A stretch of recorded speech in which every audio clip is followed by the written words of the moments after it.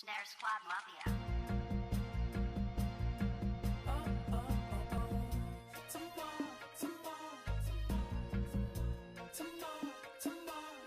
Listen, the reason it got close is we like a challenge, and we felt like, daggone it, this thing is just so boring. Let's create a little excitement. Right. So we fell behind intentionally. And then we came back and whooped them. They call this the Clutch City, but I do believe with all my heart and soul, this is Loser City. And I'm glad to be a Mavericks. We came to be heard, seen, and leave victorious. And hallelujah, we're out of here. I'm doing great, man. I feel like you're doing great too. We got the win tonight. A great win in a hostile environment. Now you can never kind of win in a team in the NBA. We got great players, all team in the league, so it's going to be a tough one. I mean, we definitely want to get the wins that we're supposed to get, but again, we can never count it too early. You can't count it too early, but I got to know your thoughts. I don't think this is going to be the new starting lineup, but tell me about it, man. Weren't they great tonight? They were. I mean, the role players played good. I mean, Raymond Felton came out with, I believe he had 22 points.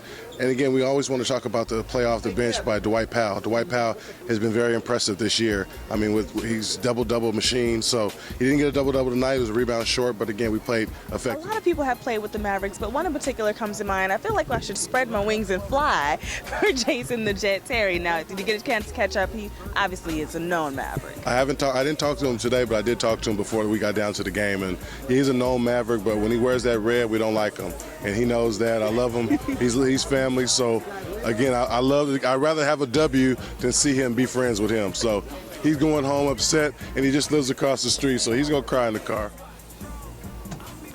As if that post-game conversation with Don and Lonnie was not enough, we got to talk about the actual game and the stats. Okay, listen, Charlie V, CV Believe, had 19 points, 3 blocked shots. I'm just saying, whoop, get that out of here. But he was even able to play with 4 fouls. So he did kind of start off a little bit rocky, but I got a chance to catch up with head coach of the Mavs, Rick Carlisle, and ask him about the play of Charlie Villanueva. Check it out. Coach, talk about what you got out of Charlie. 19 points, 3 blocked shots, and able to come back in and play with those 4 fouls. Charlie is one of the guys who got us off to a very good start. And, his second half was a little frustrating at times, because he had a couple of tough misses and a couple of tough fouls on defense. But you know what? He's kept his spirit up, and, he showed tonight how important he is to this team as well.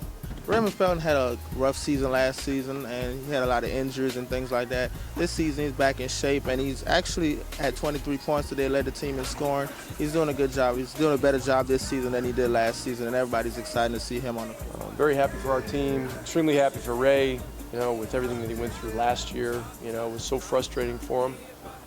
And us, because we knew he was a good player, but he's getting the opportunity this year, and he's one of our most productive players.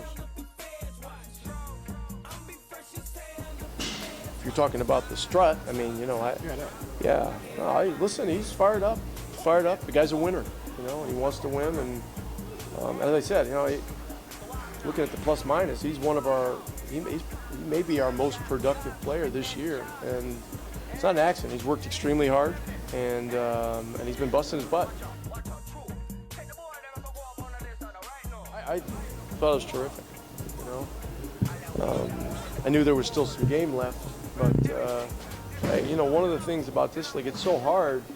And when you get one of those moments, you got to enjoy it. But the thing about him was he enjoyed it, but he stayed concentrating on what we needed to do, and that was keep those guys in front of us and make them take hard shots. Oh, it's extremely fun. Anytime you can come to somebody else's building and get a win, missing 3 of your starters, that's big. That's big for our team. It's big for just the bond that we have. That just shows what type of team we have, man. Guys can step up, make plays. Step in, and when guys need to rest up or need to, sit out games to get better, to heal their injuries. So it was a big night for us, man. It was a big game for us. It was on a back-to-back as well, versus a very good team who loves to get the ball up and down the court, so it was a good win, man.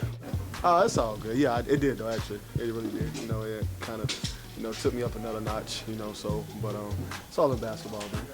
I don't really look at James as a dirty player, so it's all in basketball. It happens. We've had a lot of hard times. We talk too much. Talking doesn't win basketball games. I don't know if you know that, but this isn't a debate thing. If it was a debate team, we'd be in good shape. We talk about a lot of stuff. You gotta go and play. But I've never seen talking yet win anything, unless you're talking on defense about what coverages you're in, how you're gonna help the guy, where the help is, where the corner's filled. You talk, yes, that works. The rest of the stuff doesn't work. If you're talking, you're not playing.